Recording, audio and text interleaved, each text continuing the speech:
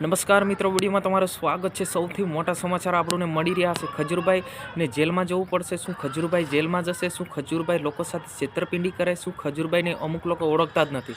તો આવો મિત્રો, આપણે વિડીયોની અંદર જાણવાના છે કે ખજૂરભાઈ કોણ છે અને કેવી રીતના વિવાદ ઊભો થયો છે।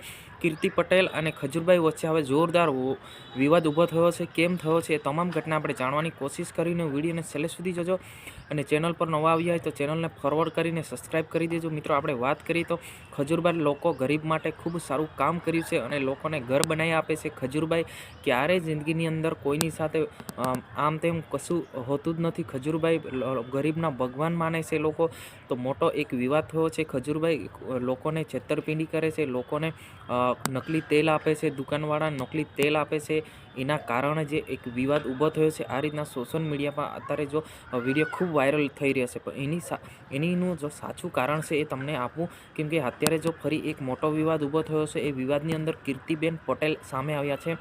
કીર્તિબેન પટેલ અને ખજૂર વચ્ચે જો આમ સામે થઈ ગયા છે અને જે સામે પોસ્ટ મૂકી રહ્યા છે કે કીર્તિબેન આવી છે અને ખજૂરભાઈ આવા છે, આ બંને વિરુદ્ધ કરી રહ્યા છે। મિત્રો, કીર્તિબેન કોણ છે એ પણ તમને જણાવી દો। કીર્તિબેન પટેલ એક ખૂબ ફેમસ છે। ઇન્સ્ટાગ્રામ પર, યુટ્યુબ પર, ગમે ત્યાં કીર્તિબેન પટેલ ખૂબ ફેમસ છે।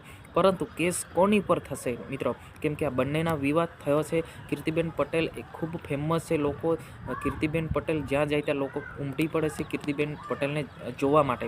આવું જ કંઈક ખજૂરભાઈ પણ છે, એક કોમેડી છે, એમની ચેનલો પણ છે, ખૂબ મોટા એક કલાકાર છે। પણ સાથે વાત કરવામાં આવે તો કોમેડી વિડીયો પણ બનાવે છે અને ખજૂરભાઈ માનવામાં આવે તો ખજૂરભાઈ ખૂબ લોકોની સેવા કરે છે, ગરીબોની સેવા કરે છે। તો ખરેખર મિત્રો, આવા સાચા વ્યક્તિને આપણે ખોટી રીતે ટિપ્પણી ના કરવું જોઈએ, કેમ કે આવા માણસો આવું ખરાબ કામ ક્યારેય કરતા નથી। અને કે ખજૂરભાઈ વિદેશમાં પણ ફેમસ છે અને ઘણા લોકો એને નથી ઓળખતા, તો ઓળખી લેજો। ખરેખર ખજૂરભાઈ તમે સર્ચ કરશો તો ખજૂરભાઈ વિશે તમને તમામ માહિતી મળી જશે અને તમને વિડીયોની અંદર પણ આપી। આજની વિડીયોની અંદર બસ આટલું જ છે।